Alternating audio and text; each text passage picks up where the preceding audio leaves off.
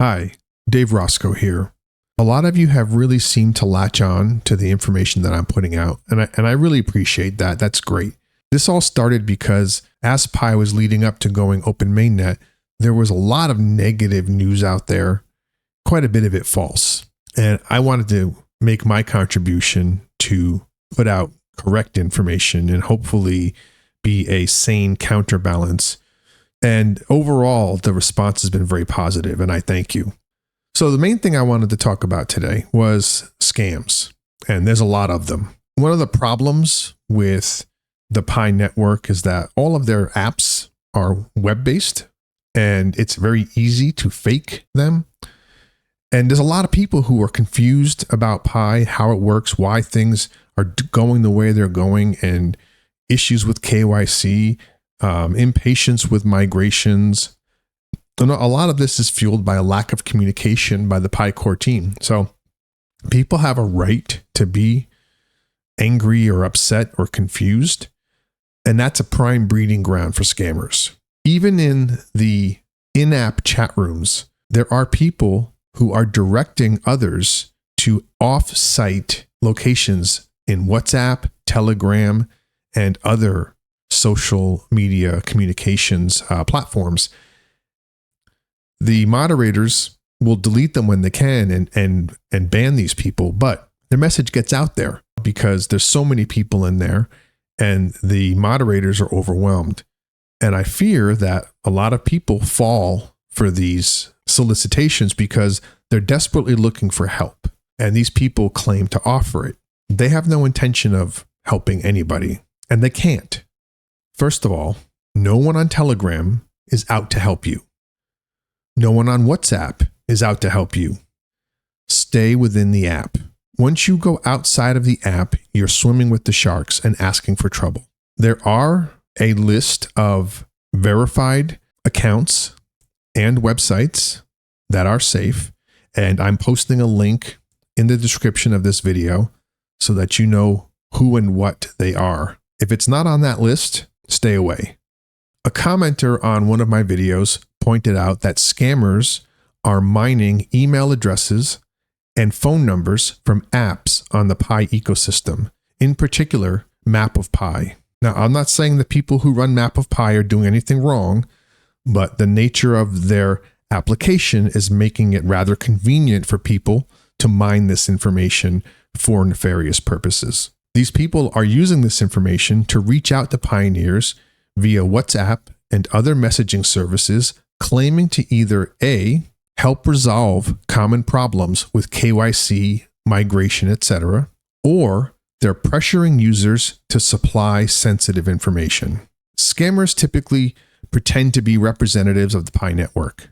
They claim that users need to complete KYC using threats of account suspension or promises of rewards. They use fake links and websites to phish for sensitive information, including identification documents, bank account details, passwords, and wallet passphrases, and other information. And some of this isn't even part of the normal KYC process.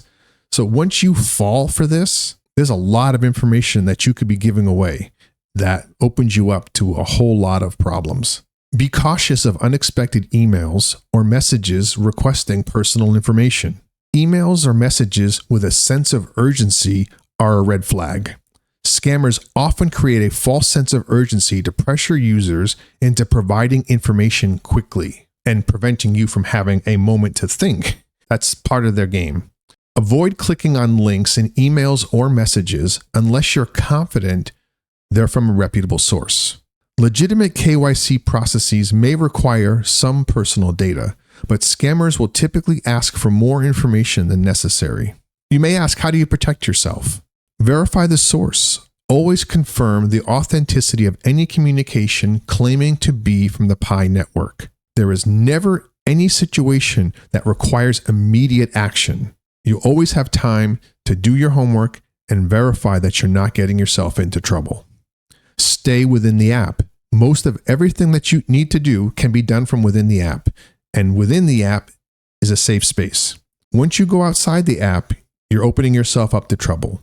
Again, there's a list of valid URLs, account names on various social media that are safe and they are legitimate. And again, I will post those in the description for the video so that you have this information. Take your time when dealing with requests for personal information and never rush to provide sensitive data without verifying the legitimacy of the request. If you're unsure about a link, hover over it and it will show you where it's going to go. Now, this is a little difficult on your phone, but oftentimes, like on iOS, for example, you can tap and hold the link without actually going there, and you can copy it to your clipboard. Then open up a note and paste it there, and you'll be able to see the full link and verify that that is a legitimate Pi network address. If it's not, then delete it right away or ignore it. Stay informed about common scam tactics and the latest scams targeting cryptocurrency users. We all know how to use Google. We do it all the time. Now, use it as a tool to actually help yourself. Stay informed. Report suspicious activity. If you encounter what you believe to be a scam, report it to the appropriate authorities. If it's an email, report it to your email provider. Once you fall for a scam, there's very little that the Pi network can do to help you. So the old adage, an ounce of prevention is worth a pound of cure, holds true here. And in this case, you're preventing yourself from losing all of your Pi. Protect yourself. Don't fall for scams. When in doubt, check it out. The success of Pi network begins with you. Pi to the moon. Peace.